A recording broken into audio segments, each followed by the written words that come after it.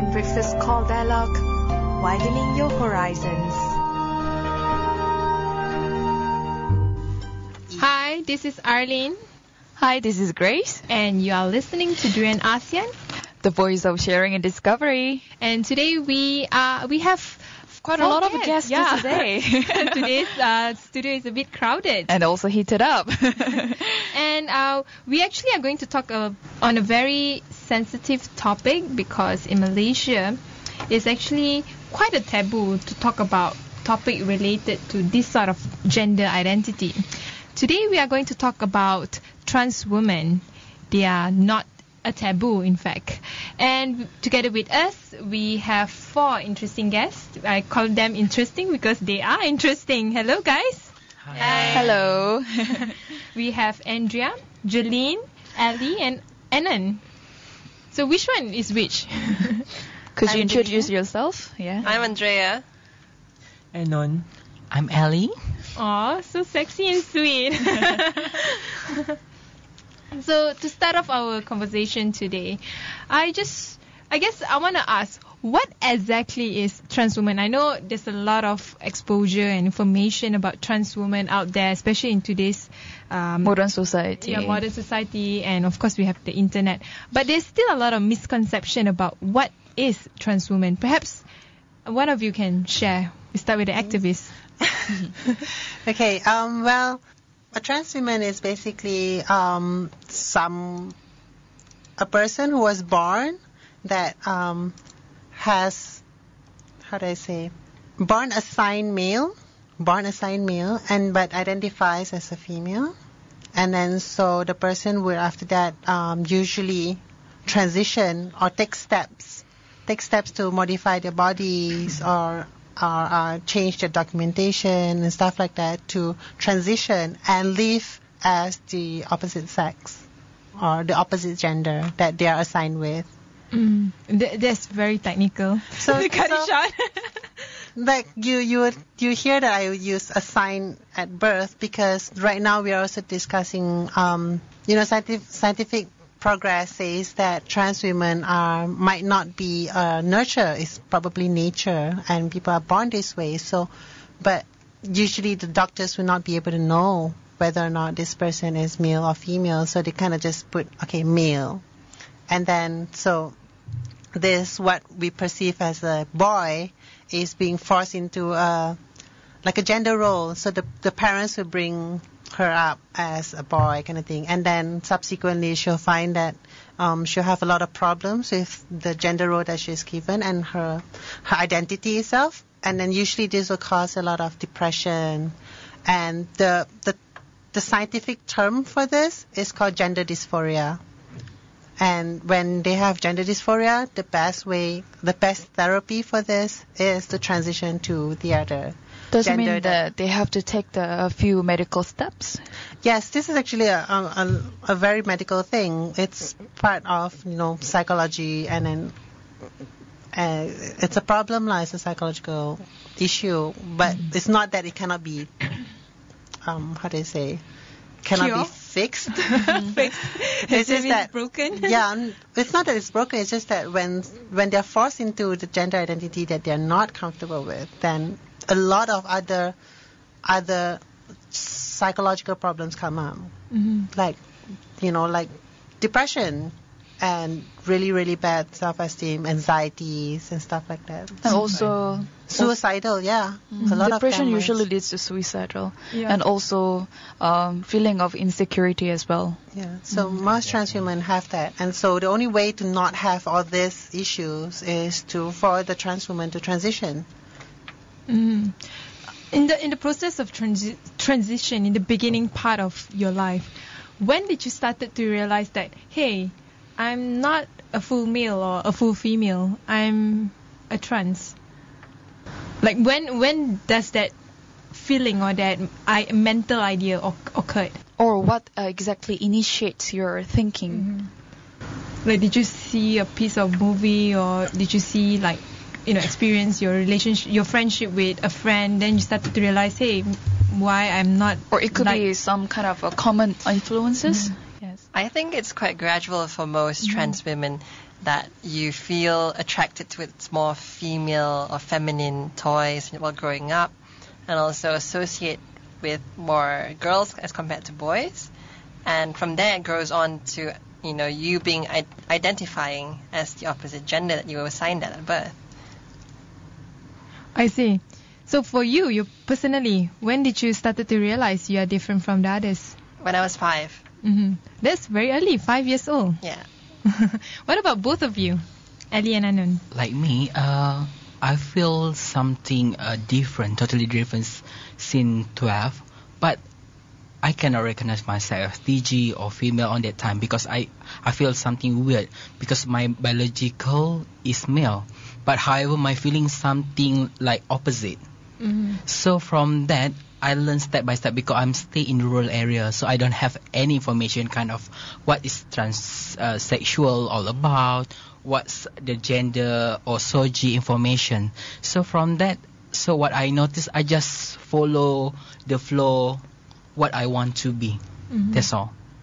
So this trans woman or transgender, if I can call it that way, it's actually a phase. Yeah, it is a phase. It is a phase, and also it does happen below age of 12 as well. And what about you, Anon? Same thing. I think when I was young. 5 years old as well, or 12 years old?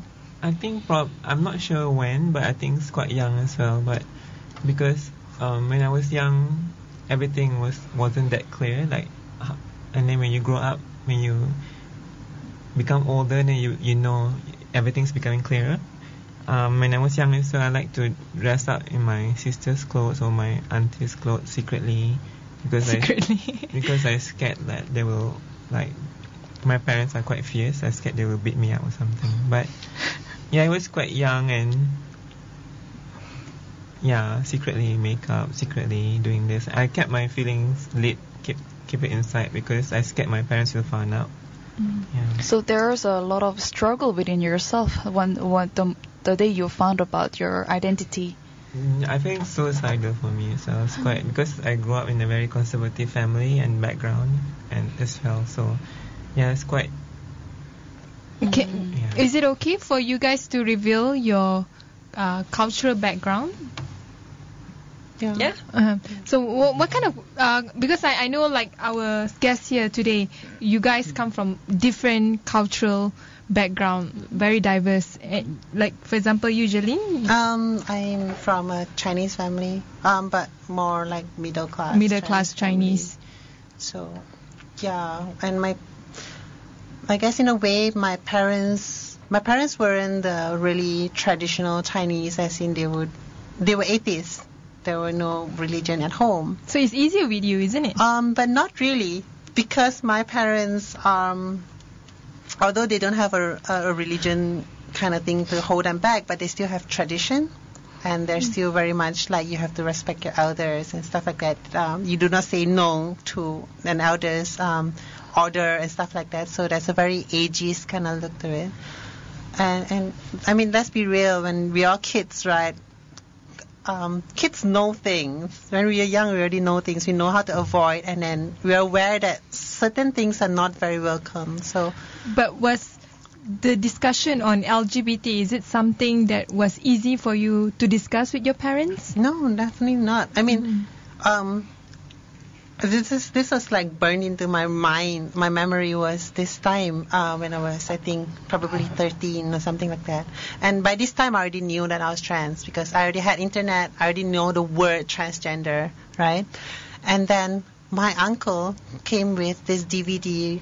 That time was VCD, I think. And then they had this documentary of Thai ladyboys and their cabaret shows and stuff like that. And then looking at that, I was like, oh. And then I thought they would have a meaningful discussion about it because my whole family was sitting in front of the television and they were watching it, right? I thought they would have a meaningful discussion, but no, they were like, yeah, why this one like that one? They must have spent a lot of money. And then, But you could relate to yourself. I was like, man, can't you be, I was more like open internally and wishing that they would learn something out of it, out of the documentary, understanding their lives. But no, they're more like, yeah, you see, that's why lah, like that lah, they have to do this lah. That's why they into do this kind of sex work lah. Then they have to show their breast to earn money lah. Then it became a very Taboo subject. Was it? I wouldn't say taboo. It's not taboo if you are against trans women. It's taboo when you are for trans women. So for me, if like, if I wanted to say something good about it, and then I'll obviously get shut down. Mm-hmm. Yeah. And Andrea? With a J there? I come from a Chinese background, but my parents are they brought me up in a very Western setting, and also a very religious Christian background. And throughout my childhood, I remember my parents being not the most open about the topic of transgender or homosexuality either. And to me, that was very difficult because I couldn't talk to them about it. But at the same time, further on in my life, when I had to come out, it did come as a surprise to me that they were fully accepting.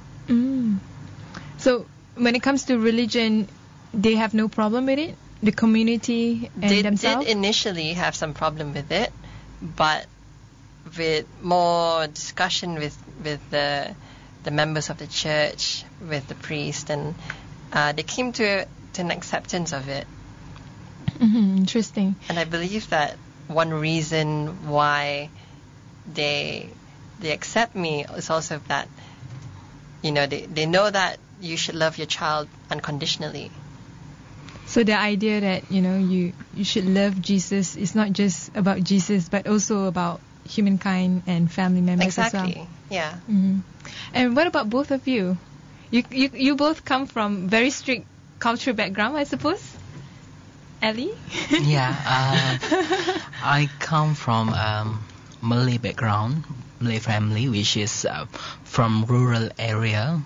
Actually, more struggle, I think, because my mom actually quite can be of activist too, which is very close to society, and she do solve the problem. What kind of problem that society facing, she will solve the issue, everything. So when I be something opposite, totally different with my identity, so actually it's be a bad impression to my mom as a public figure. I can say that. So actually it's very difficult for me to be what I'm. Yeah. Okay. And then after that, I try to decide because as we know that in rural area, actually they are thinking, their mindset actually very thick and discriminate the others gender than male and female. So it's very struggle for me. But then the concept of matnya has always been part and parcel of the Malay community. Was it something that your family and the community were accepting when you grew up, having that sort of differentiation compared to the rest of them? If I say that they accept, I don't think so. But maybe as human, maybe they front of me they can close look like accept me, but at the back, as you know, they will talk behind me. So I don't care about it actually, because for me, what the most important is family acceptance. At first place, when I try to do transition from the my biological to transgender, it a bit have a lot of problem which is facing, like my mom got disagree everything, so it's a big challenge for me actually. After that, I try to prove myself. I try working and send money to them to prove that I'm can be like others, even I'm not male and female. So starting from there, I do advocacy. Until now, I still do advocacy to them, what I'm doing right now. So when it comes to your parents, has religion be one of the reason, or is it more cultural? Exactly. Most of religion, because of religion, yeah. So how taboo is religion when it comes to trans women, Muslim trans women? Actually, most of in Malaysia, normally, I don't think so that religion is really not tolerate what we are, but most of the human, which is most like be judgmental, so they are like judge people rather than know as well. And you, Anon, we are so eager to hear your story. I think for me as well, quite the same thing. You come from a very conservative Indian family background. Not really, even though my father's Indian, but my mom is Malay as well. I have the same problem, like I couldn't express myself since I was young because my dad was quite like, and very religious, both of them quite my father wasn't religious when younger, but when you get older, everyone's become religious. I don't know why, because they want to Muslim, prepare themselves. Yeah. I think it's quite the same for me as well, because like from my father's side, they are quite middle to upper class. I mean, very rich, and my mom, poor people, lower to middle class, but both of them religious. Both groups are quite religious, because, and I don't have people that I can share with what I feel inside. And my father, so where we come from, my kampung or my town, he was quite famous there and among the religious people, because people always go to his shop, you know. My parents got a food, like a small restaurant, so, and they want to save face rather than learn about our issues. I want to add more, like for Elly, it's pretty clear religion play a prominent role in terms of the discrimination that she faced. But what about you? Has your social economic background, your families, has it like impacted towards the way your family's receptive of you? Because it seems like the more middle class family seems to be more knowledgeable on the issue and probably have a bit more awareness in it. No, I don't think so, because I was born early 80s or end of 70s. I think at that time there's no people don't know the term what is gender identity or sexual orientation yet. And what was the question again? Has socio-economic background impact the way your family's receptive of you? I think even though if they know what is trans women, because where I come from, there are quite a few trans women that I know from my village or from my place.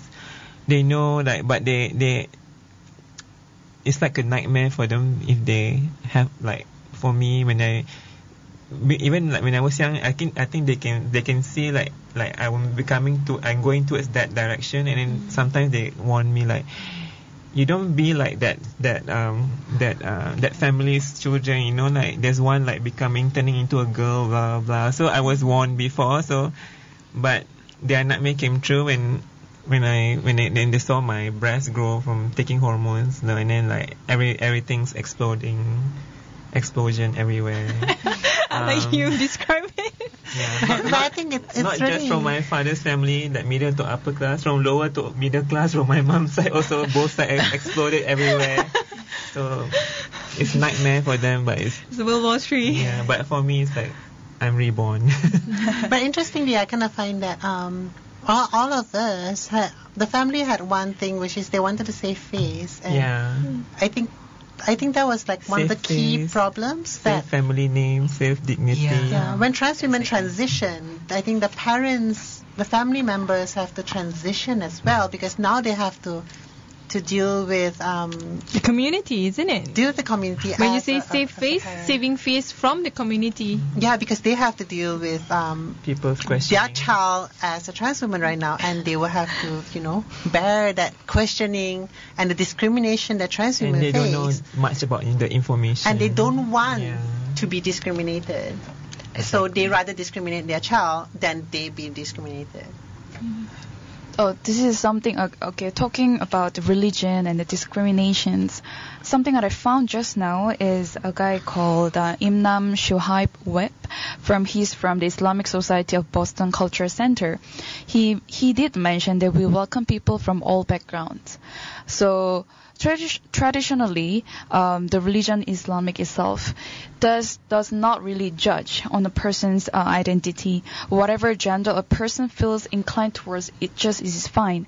But culturally, it's changed, and then many people just can't accept certain identities. But our brand of Islam is designed for. So it's more like, I will say, it's more transformed into society part. Not they are not going back to the traditional part. It's crafted in a cultural way, and It's very complicated actually, because there are sayings from the Prophet that he condemned any male who look like female, but they are also mentioning about third gender in the Quran, like mukanas, right? But the Malay Muslim society in Malaysia, because of the media brainwash, that they only accept male to female if they are intersex, people who born with two sexual organ.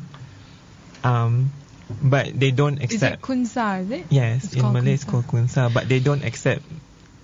that if you, particular. if you But what about the physical- situation in Iran, where the Ayatollah himself accepted the idea that there's if you are male, you can change your sexuality can do or your SRS. sex Actually, gender. it's still bad because they don't accept homosexual. That's why it's very gender binary. That's why he only wants male and female. There's no homosexual. That's why he And There's nowhere in between. And there's no Yes. trans man as If well. there's a gay man, he will turn into female, and female were treated like shit in Iran. Yeah. Let's go to the misconception the world have about you guys as trans women. Number one, I think this one comes from myself. What's the difference between gay and trans women? Or drag queens and trans women? Soggy explains. Okay, so the difference would be one is sexual orientation and one is gender identity. So gay is in a sexual orientation, meaning who you like, what kind of sex, which sex do you like. Preferences. Yeah, preference. that mean? So if Gay and lesbian. let's say I'm a woman, right, and I like a guy, that would be straight or Heterosexual. heterosexual, right? And if I'm a woman and I like another woman, it's homosexual. And if I like both, it's bisexual Or pansexual. or pansexual. And if I don't feel like having sex, but Asexual. I just want an intimate connection, like maybe hugging or But not sex. but not sex, then it would be As in, like, intercourse. asexual. Yeah, so no intercourse, then that would be asexual. But gender identity is very different. Gender identity is more personal. It's like who they identify with. Like, so This is more about your biological makeup. Your isn't it? identity. it's identity. Like, so for me as a trans woman would be I was forced or I was assigned the gender, a male gender, but I identify with the female gender. So, when I say I identify as a female gender means I would call myself a woman.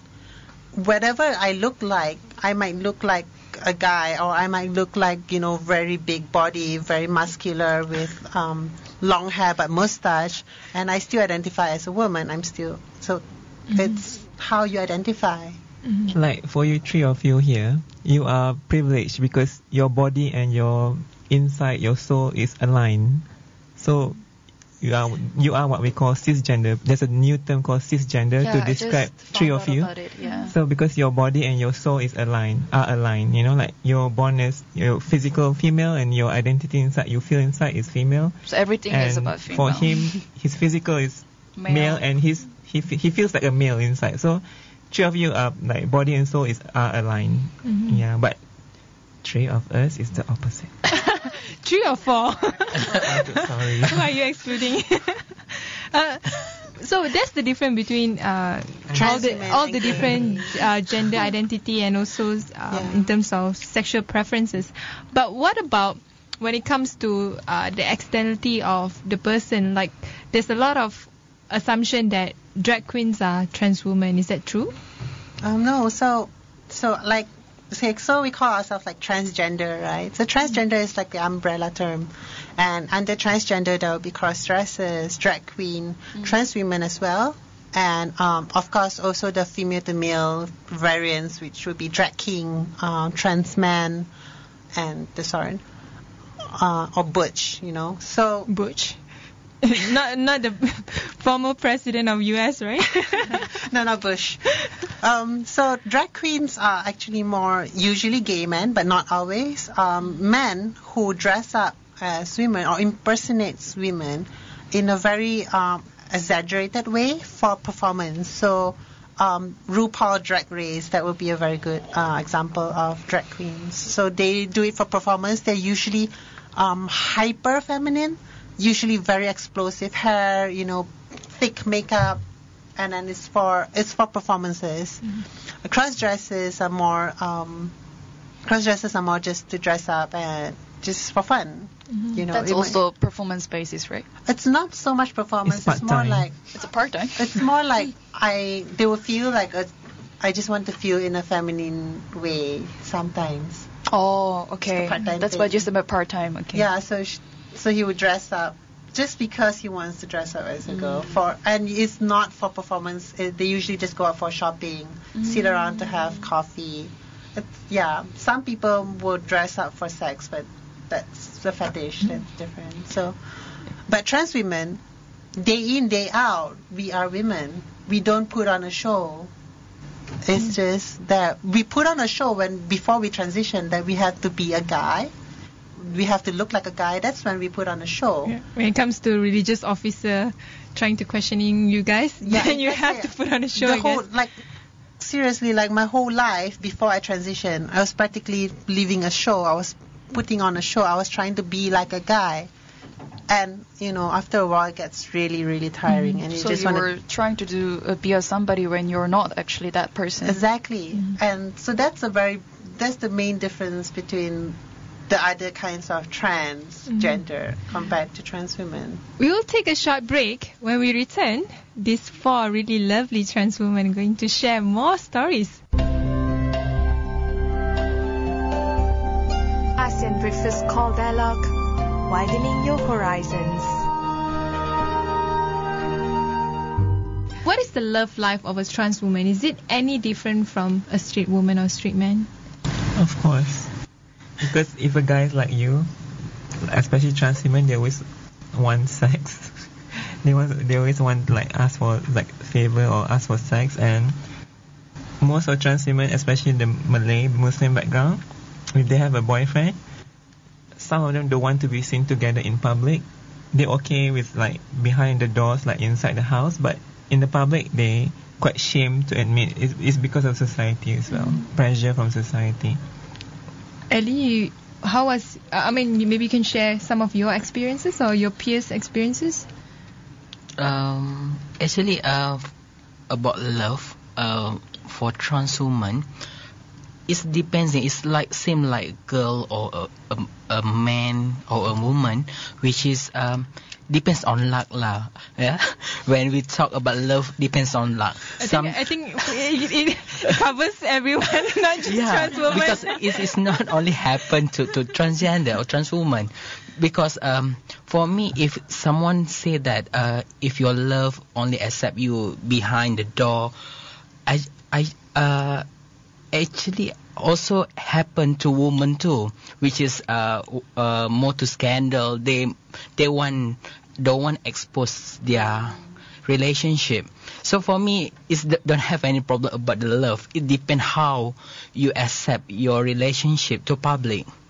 Yeah, like me, I'm lucky because I have now second boyfriend. This means the past already broke. And then this is the latest one, which is he accept me as a trans woman, or whether female or trans woman. You don't have any problem on that, as long as he accept me as what I am, and at public also. To like others dreaming like they want to hold hand or hug at public. For me, it's depend on you how you bring yourself to public. Yeah. So what about you? You both. Is it true all trans women fall in love with men, or is it not true? This is sexual orientation. For me. Well, when I grew up, this is a bit confusing, I guess. When I grew up, because I identify as bisexual, so I'm attracted to both. My first sexual encounter was with a guy.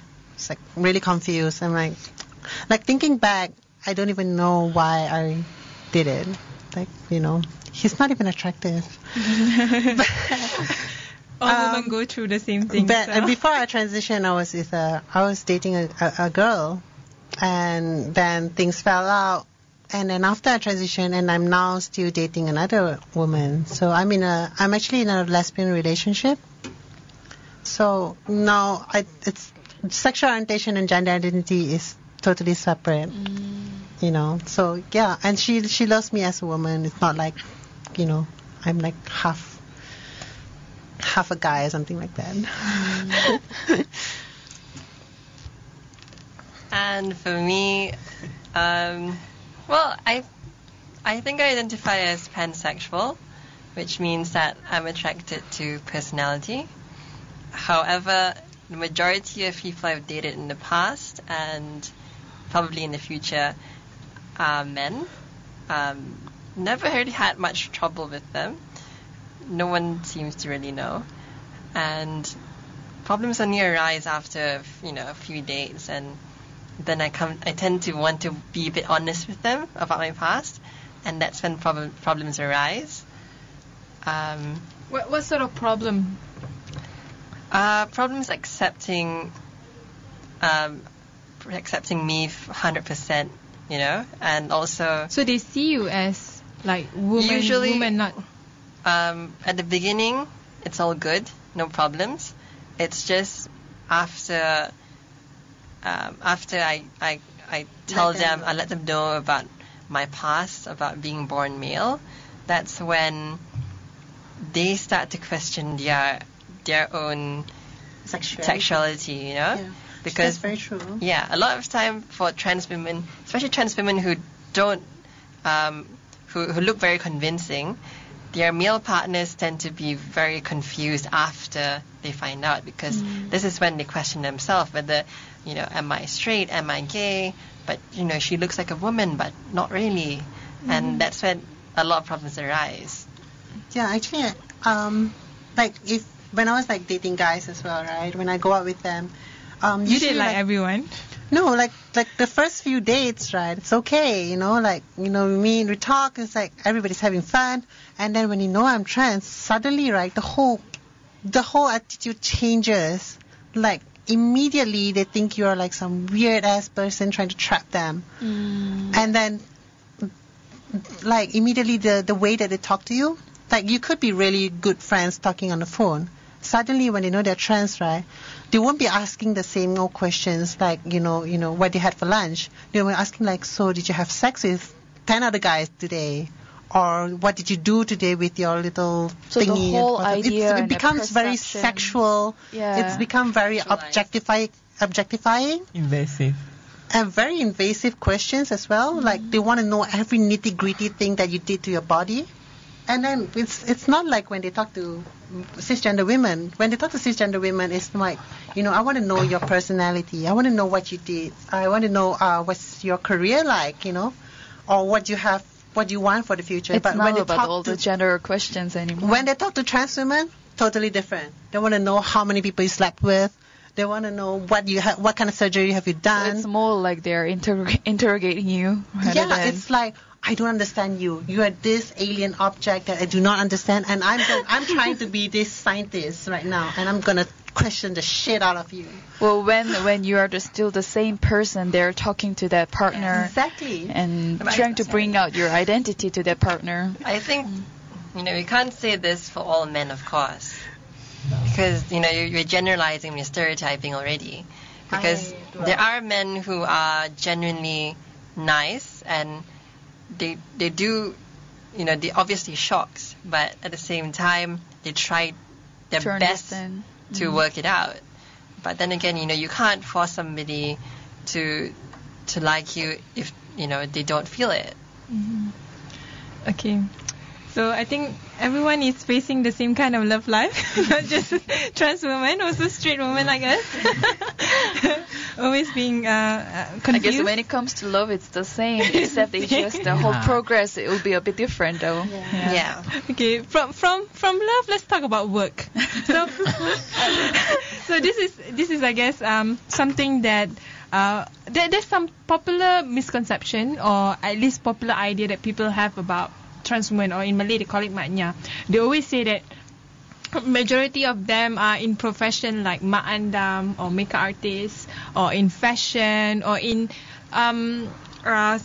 anything that is more female oriented, or something that they feel that it can exude their feminine identity. That's where you can find trans women working it. But is that true? Before I want you guys to answer, I want you guys to tell me what kind of job you guys are doing right now. So I start first. I'm from research field.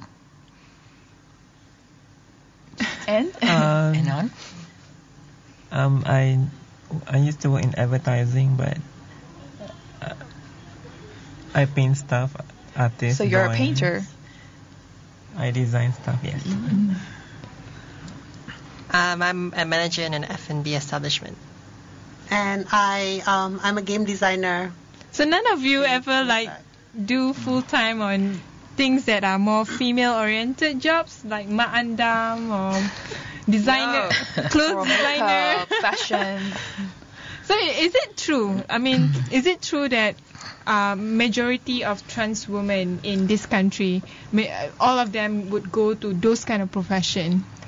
I think it depends, firstly on the social acceptance, because if you're not socially accepted and you don't have the ability to go through university and attain qualifications to something you want to work as, then automatically you go to something that doesn't need that much qualification, that you can work and learn.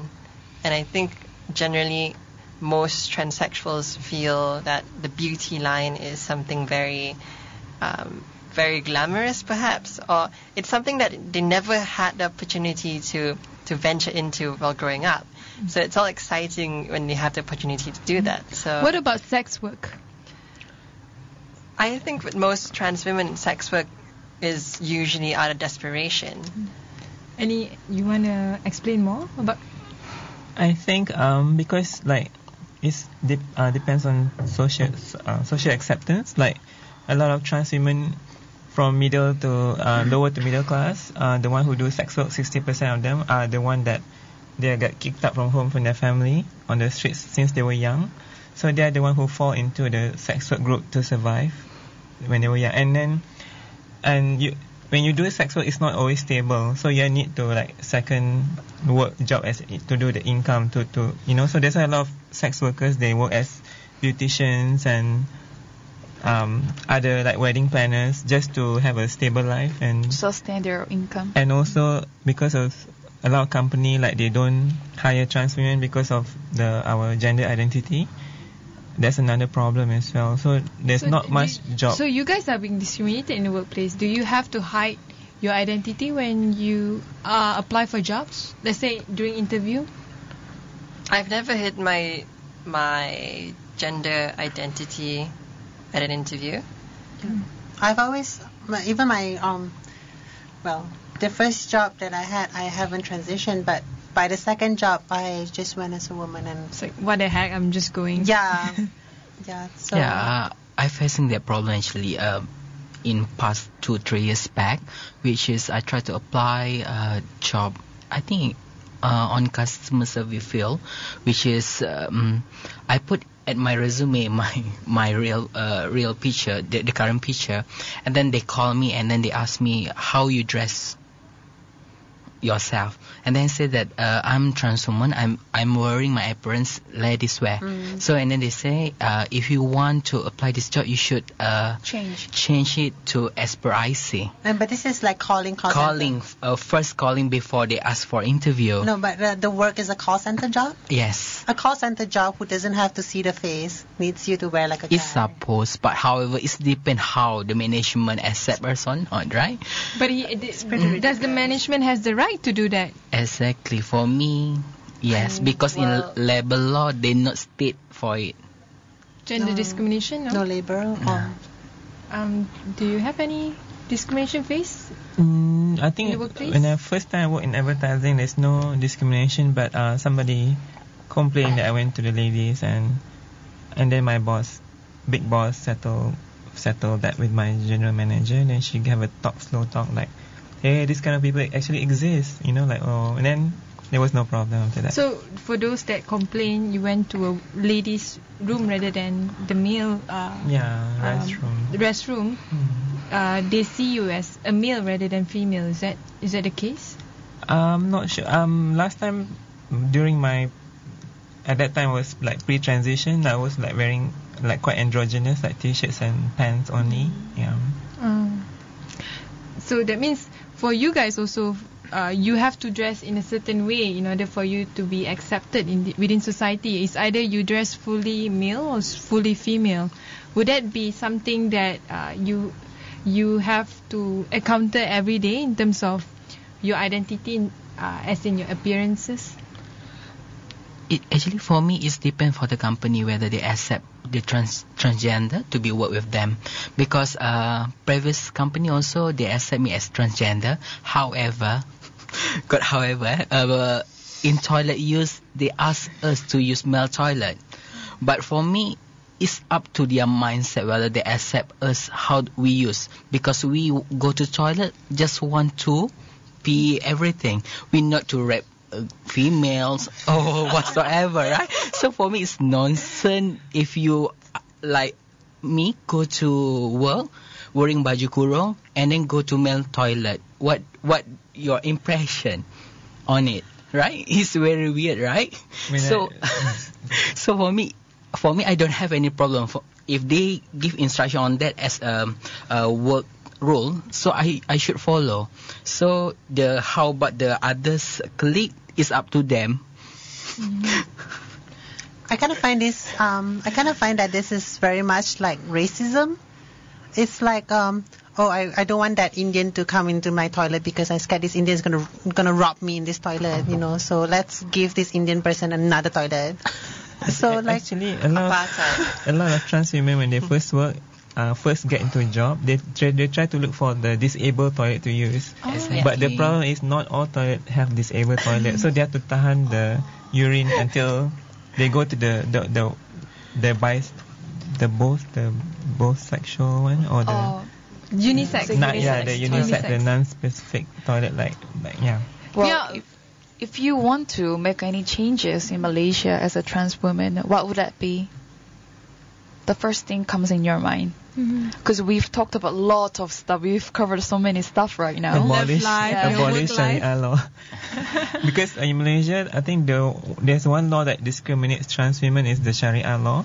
Each states have their own Sharia law, and the religious officers often misuse this law to discriminate or abuse trans women. Actually, there's one wartawan, journalist from TV3, who do the crime thing, the 999. Yeah. Yeah, he endorsed violence towards trans women in his blog or something. He always condemning trans women in his blog and promote. Why don't you guys go after this sex worker, trans sex workers here. He actually endorsed all this. stuff. So when the government itself is sanctioning like a violence against trans women, then no one will be able to understand trans women. So if you really want to look for policy change, right, the first step is to eliminate violence. The media play a big role, like tabloids like Metro, Utusan, all this crap, like always keep printing negative news about trans women. I think that helped to shape the brainwash in society, like transphobia. Yeah. What about you, Elly? You girls already talk about media, about Sharia law. I love to talk about employment. Yeah, because for me as a trans woman, very difficult to find a job which is suitable with our qualifications, and some of them actually very got potential to move to have a good career. However, because of discrimination from the Perception from society and also from the employer, okay, so they not give us chance to work with them. Actually, I also don't understand why actually they are very prefer to see our appearance rather than quality, because most of TG trans women actually can work and really high potential and very creative and very hardworking. And government should give and do advocacy to company to accept us and give chance, because as we know that government don't want us to work as a sex worker, but they did not give us chance to work at the professional field. So it's really hard. So we don't have other choice, and I believe others TG community don't have choice. So they should do sex work to survive in this world, right? So it's very difficult actually if we talk about the survive in this country, because we don't have a proper job. So how we survive? So the other alternative, we should take sex worker. So what are these opportunities that we have? So at the end of the day, the discussion over trans women is still a long, winding journey. Thank you very much for sharing your views. Thank you for coming over and sharing your Thank experiences. you for inviting us and sharing.